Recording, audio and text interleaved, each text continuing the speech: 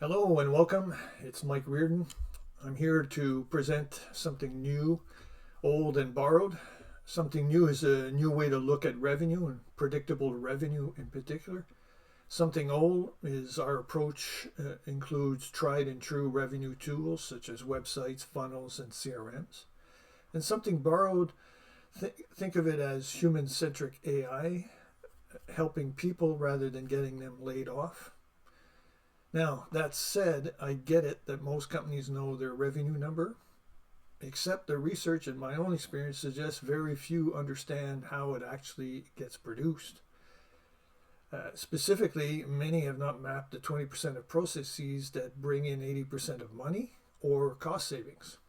So, architecting your revenue is not a new concept, but it pivoted around 2010 with a great number of SaaS companies. And just before the pandemic, system thinking around revenue began. And as you may have noticed, we have been architecting revenue since that time. Here's a sample question. If revenue dropped 30% next quarter, would you know exactly why? Consider that 30 to 50% is how much SMBs, small medium businesses, lost globally since the pandemic. Many of them, and enterprise organizations as well, have yet to recover that lost revenue since that time. So what's new? There is a shift from what we do in marketing and sales, and where we need to operate a system that produces revenue outputs instead. But seeing revenue, as many of you can, is not understanding how you got it. It's the difference between telling time. I can tell time, so can you. But understanding the inner workings of a watch is not something I know, and most of you don't. And I and my colleagues and collaborators do a lot of understanding work with clients, such as this presentation. Most companies manage what they can see.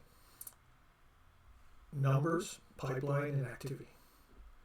On the left, often their KPI numbers are not reliable. Very few companies, 21% according to a lot of studies, can count on their forecast accuracy as an example.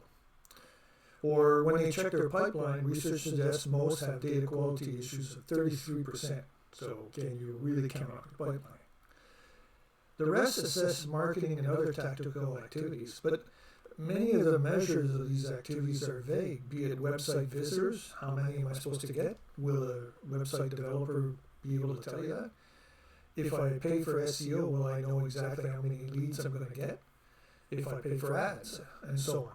So worse, these are laggard indicators in any case, rather than leading indicators. If your business is flying or sailing, you want to know what's coming to avoid the risks. So why RevOps? Revenue architecture comes under different names. Well, for one, all of us are feeling the economic pressure, and with the feeling that there has to be a better way comes with it.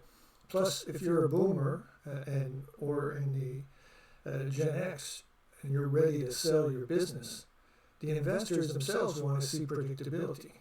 So can you demonstrate the last 3 years predictable revenue?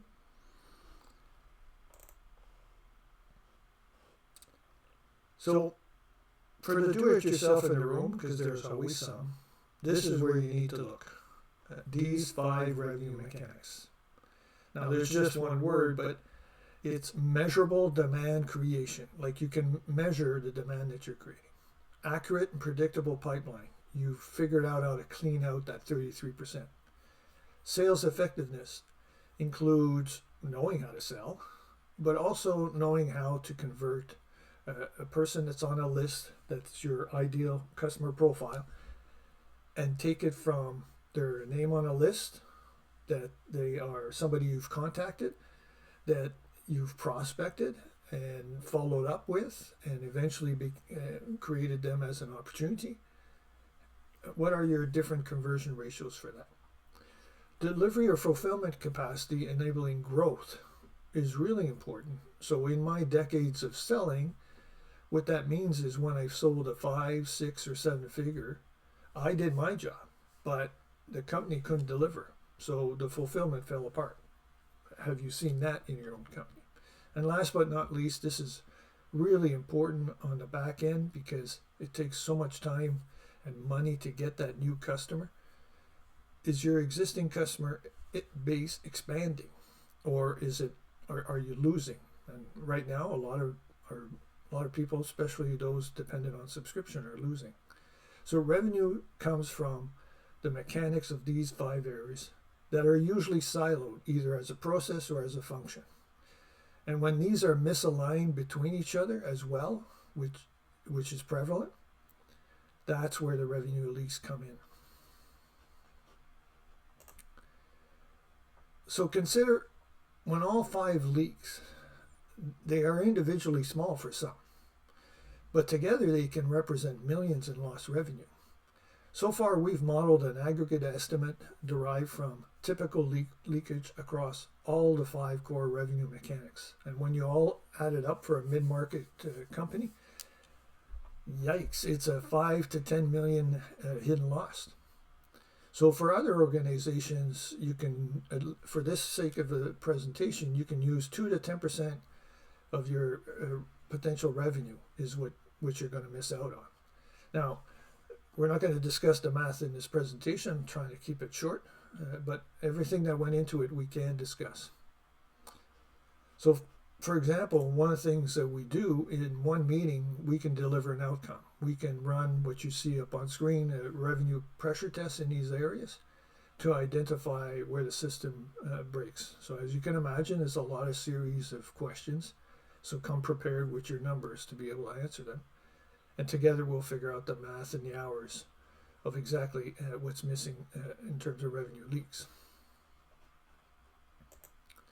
Then, when we have that, we can outline how installing a revenue operating system will come about. We'll align these 5 areas with no leaks. It'll allow us to model how we make the growth become predictable. And this is where the house metaphor in this presentation is essentially your business house. We'll look under the hood, in the basement, the foundation, because usually the haphazard tactical plumbing fixes of the house are leaking, as we mentioned. Marketing, sales, productions as a function, including delivery, all must be aligned. Think of it as a car. All 4 tires have to be going in the same direction. The activities like ads, SEO, website, omni-channel approaches that you've done, or email alone, or call alone, or whatever, all must also be aligned.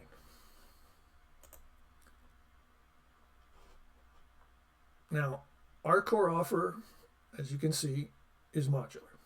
We have a light version for those under $1 million revenue, and an enterprise version for those over $1 million in revenue. Each begin with a blueprint that takes about 4 weeks. So for the smaller organizations, 4 weeks is not too intensive. But for larger organizations, if you want us to keep that compressed timeline, it's pretty intense. The outcome of the build is identifying 100K minimum of or more of leaks. Thus, it pays for the blueprint cost. Easy. But it also establishes the price of the build. And depending on the size of the organization, it's give or take 100K. So keep in mind that the approach we use maps to a single tech stack. It's not a one-size-fits-all, hence the blueprint to make it uniquely yours. And it establishes how much to build into your system. So consider we map an approach that's already proven across 2,000 different companies operating differently and more, which is why the build is usually paid off in 90 days with new revenue.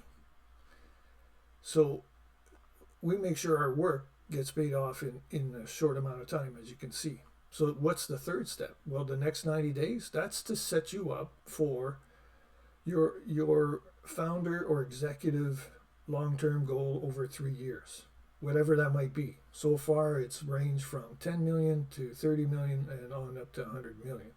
So what do we have to do to get to that level in a consistent fashion, a predictable fashion? The above is a compressed timeline, but depending on how your organization works, it can be extended.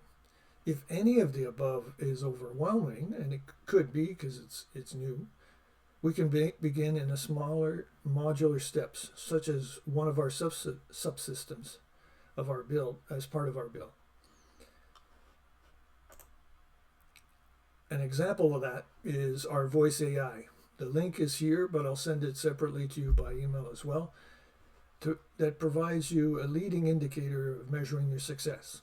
So voice AI has improved website visiting by 37%. It helps the trades that are plumbers and whatnot that rarely answer their phone. 62% is the ratio to get more business by answering the phone. Check it out. Let me know. Thanks again.